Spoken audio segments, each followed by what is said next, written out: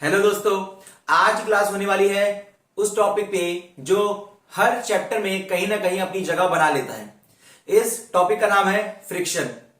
मैं आपको circular motion पढ़ाने जा रहा था, लेकिन फिर मैंने सोचा कि अगर आपको फ्रिक्शन के बारे में एक अच्छा नॉलेज नहीं होगा तो हम वो सवाल नहीं कर पाएंगे जिनमें फ्रिक्शन इन्वॉल्व होता है। तो फ्रिक्शन का एक छोटा सा वीडियो ले लेते हैं और इसको करने के बाद में फिर सर्कुलर मोशन कंटिन्यू करेंगे विद फ्रिक्शन, क्योंकि वहां पे बैंकिंग ऑफ रोड पढ़ना है, बेंडिंग ऑफ साइकिल्स पढ़ना है, वो सभी फ्रिक्शन से ही बनेंगे। तो फ्रिक्शन के बारे में जान लेते हैं, फ्रिक्शन है क्या। तो सर फ्रिक्शन, सबसे पहले मुझे बताइए फ्रिक्शन है क्या।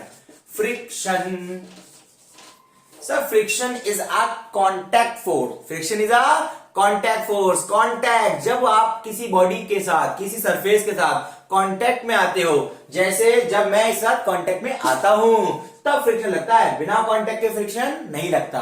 तो friction is a contact force which act always along the surface of the two bodies, along the contacting surface of the two bodies। अब कहने का मकसद क्या है सर, एक बात बताइए, एक ब्लॉक ये ले लेता हूं मैं, ठीक है, और नीचे एरिया एक सरफेस है, कोई दूसरा ब्लॉक हो सकता है या वो अर्थ हो सकता है, ठीक है। अगर मैं इस ब्लॉक और इस ब्लॉक के बीच में फ्रिक्शन की बात करूं तो वो किधर हो सकता है सर? क्या ऊपर नीचे हो सकता है? नहीं, फ्रिक्शन या तो इस डायरेक्शन में होगा या फिर इस डायरेक्शन में होगा। Friction can be in these two directions only. Friction ऊपर नीचे नहीं हो सकता, दोनों बॉडीज के कॉन्टेक्टिंग सरफेस के अलोंग लगता है, अलोंग। तो दोनों बॉडी के कॉन्टैक्टिंग सरफेस के अलोंग लगेगा, अलोंग। क्लियर है बात? ठीक है, समझ आती है कि friction is a contact force, बिना कॉन्टैक्ट के फ्रिक्शन नहीं होगा, और जो ये फ्रिक्शन लगेगा it will always act along the surface of the contacting bodies. ठीक है सर, कोई दिक्कत नहीं, समझ में आया। सर फ्रिक्शन क्या बस एक ही तरह का होता है? नहीं, फ्रिक्शन होता है दो तरीके का। फ्रिक्शन होता है दो तरीके का। कौन कौन सा होता है सर? फ्रिक्शन होते हैं दो तरीके का। पहला होता है स्टैटिक। कैसा होता है? Static friction. कैसा? Static friction. तो दूसरा कैसा होता है सर? दूसरा होता है काइनेटिक। कौन सा? Kinetic friction. सर नाम से तो समझ में आ रहा है, स्टैटिक मतलब स्टेशनरी, काइनेटिक मतलब मोशन, है ना। तो अगर मतलब सर दो बॉडीज के बीच में स्टैटिक होगा, मतलब दोनों बॉडीज स्टेशनरी होंगी तो स्टैटिक फ्रिक्शन लगेगा। अगर दोनों बॉडीज में रिलेटिव मोशन हो रहा होगा तो काइनेटिक फ्रिक्शन लगेगा। बात बिल्कुल सही है, स्टैटिक फ्रिक्शन और काइनेटिक फ्रिक्शन, बिल्कुल ठीक सर। सर मुझे बताइए स्टैटिक फ्रिक्शन किस तरीके से मैं फाइंड करूं या काइनेटिक फ्रिक्शन किस तरीके से फाइंड करूं। तो इसके लिए समझाता हूं मैं आपको। स्टैटिक फ्रिक्शन और काइनेटिक फ्रिक्शन दो तरह के फ्रिक्शन होते हैं। Static friction, sir static friction को एफ से लिखते हैं, and static friction is directly proportional to the force applied. Force applied. Static friction कितना होता है? Static friction directly proportional to force applied. Applied force के डायरेक्टली प्रोपोर्शनल होता है। अप्लाइड फोर्स बढ़ेगा, स्टैटिक फ्रिक्शन भी बढ़ जाएगा। ओके सर, काइनेटिक फ्रिक्शन क्या होता है? Kinetic friction is directly proportional to normal. Kinetic friction is directly proportional to normal. कौन सा नॉर्मल? सिंपल वाला नॉर्मल नहीं, मैथमेटिक्स में या फिजिक्स में नॉर्मल मतलब नॉर्मल नहीं होता। नॉर्मल का मतलब होता है परपेंडिकुलर। क्यों सर? एक और कॉन्टैक्ट फोर्स है जो आपको पढ़ाया जा चुका है बहुत पहले ही, normal reaction force. When two bodies gets in contact they both compress each other. तो ये वाली बॉडी नीचे वाली को कंप्रेस करेगी, नीचे वाली ऊपर वाले को कंप्रेस करेगी, और कंप्रेस करने के लिए ऊपर नॉर्मल लगाई N. So this is the normal force N. और अक्सर आपने देखा होगा वो एन एम जी के इक्वल होता है। आप लिख देते हो ना N equal to M G, लिख देते हो ना? हाँ ये वही है, ठीक है सर। तो अगर मैं यहां प्रोपोर्शनलिटी का साइन हटाऊंगा तो सर कोई कांस्टेंट आएगा? बिल्कुल आएगा, यहां कांस्टेंट आएगा म्यू के। साफ साफ लिख देता हूं, गंदा गंदा दिख रहा होगा, मैं लिखूंगा म्यू के, और एन तो है ही। So this is my kinetic friction which is mu k N. Mu k N. Okay ठीक। सर स्टैटिक फ्रिक्शन भी ऐसे होता है? नहीं, static friction directly proportional to applied force. जितना आप फोर्स अप्लाई करोगे उतना ही स्टैटिक फ्रिक्शन लगेगा। तो क्या सर हमेशा ऐसे लगा रहेगा? हाँ हमेशा लगा रहता है। तो क्या सर जितना मैं अप्लाइड फोर्स करूंगा उतना ही फ्रिक्शन लगेगा? हाँ, लेकिन एक लिमिट तक। अब देखो बहुत सिंपल सी बात है, नेक्स्ट सवाल लेता हूं। मैंने एक ब्लॉक लिया, इस ब्लॉक को मैंने यहां फोर्स लगाया 20 न्यूटन। तो क्या सर फ्रिक्शन भी 20 न्यूटन होगा?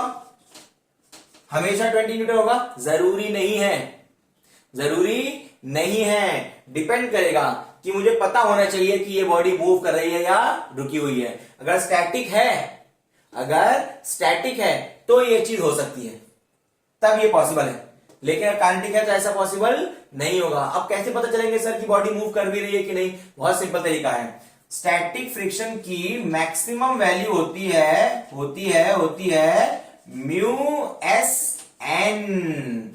स्टैटिक फ्रिक्शन की मैक्सिमम वैल्यू क्या होती है? Mu S N. अगर आप ध्यान से देखो तो ये कहना चाहते हो आप कि the maximum value of static friction is directly proportional to the normal like this. वैसे ही, लेकिन यहां पे प्रोपोर्शनलिटी का साइन हटेगा तो यहां पर आएगा म्यू एस, उधर म्यू के इधर mu S. Mu is the coefficient of friction का कोफिशिएंट। लेकिन स्टैटिक फ्रिक्शन का था तो स्टैटिक फ्रिक्शन का कोफिशिएंट ऑफ स्टैटिक फ्रिक्शन, और अगर काइनेटिक होगा तो कोफिशिएंट ऑफ काइनेटिक फ्रिक्शन।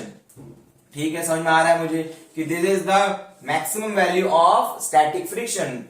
यानी ये रूल फॉलो करेगा, लेकिन कब तक? जब तक इस लिमिट तक नहीं पहुंच जाते। जैसे ही आप स्टैटिक फ्रिक्शन की मैक्सिमम वैल्यू तक पहुंच गए, फिर उसके बाद में काइनेटिक चालू हो जाएगा।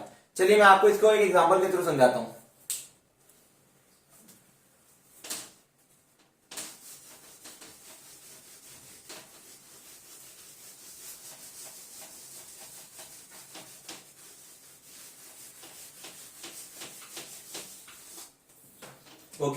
ओके, मैंने एक ब्लॉक ले लिया, मैंने कहा ये ब्लॉक है। ओके सर, इस ब्लॉक का मास है, मान लीजिए इस ब्लॉक का मास ले लीजिए 5 kg। ओके सर, कोई दिक्कत नहीं है, ठीक। और मान लीजिए कि मैंने दिया है static friction, coefficient of static friction is 0.5 and coefficient of kinetic friction is 0.4।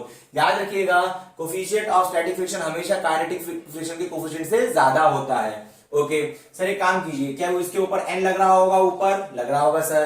क्या नीचे mg लग रहा होगा? बिल्कुल लग रहा होगा सर। सर मैं यहां पे फोर्स अप्लाइड कर रहा हूं, F equals to 10 newton. F equals to 10 Newton.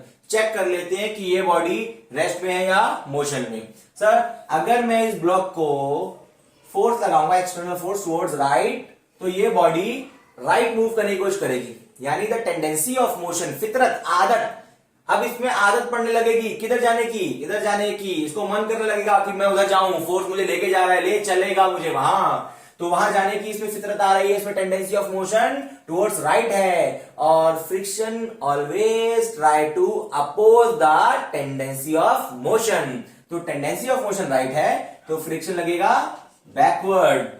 Okay, अब मुझे नहीं पता फ्रिक्शन कितना लगेगा, तो चेक कर लेते हैं। मुझे ये चेक करना है कि स्टैटिक लगेगा या काइनेटिक। ओके, तो उसको पता करने का ये तरीका है कि आप चेक करो कि स्टैटिक फ्रिक्शन की मैक्सिमम वैल्यू क्या है। स्टैटिक फ्रिक्शन की मैक्सिमम वैल्यू मैंने आपको सिखाया था, स्टैटिक फ्रिक्शन की मैक्सिमम वैल्यू कहते हैं FL। क्या कहते हैं?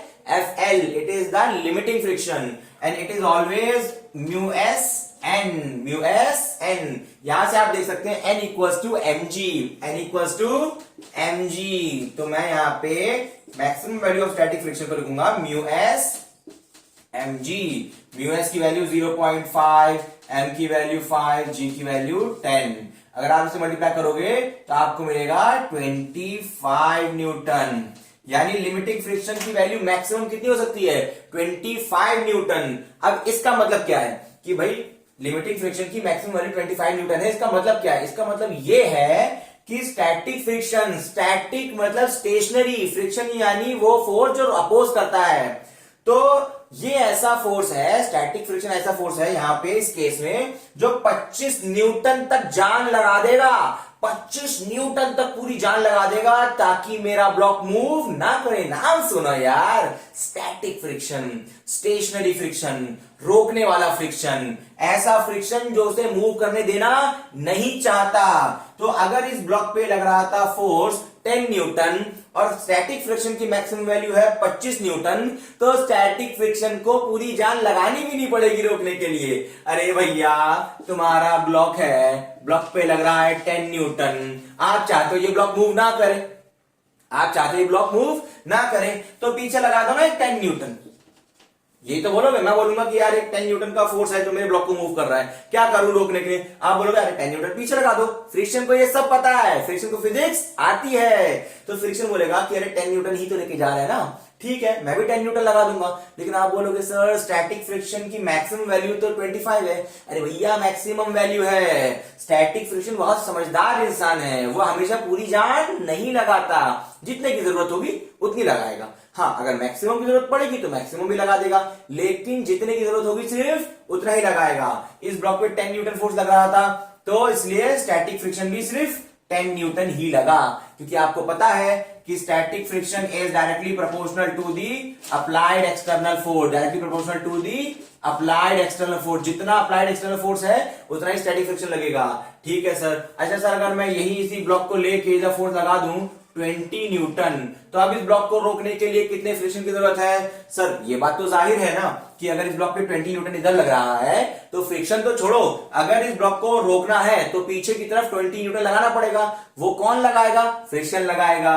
कितना लगाएगा? 20 न्यूटन। तो यहां पे फ्रिक्शन लगेगा 20 न्यूटन। बस इस बात का ध्यान रखें कि ये फ्रिक्शन है जो इसे आगे जाने नहीं दे रहा है।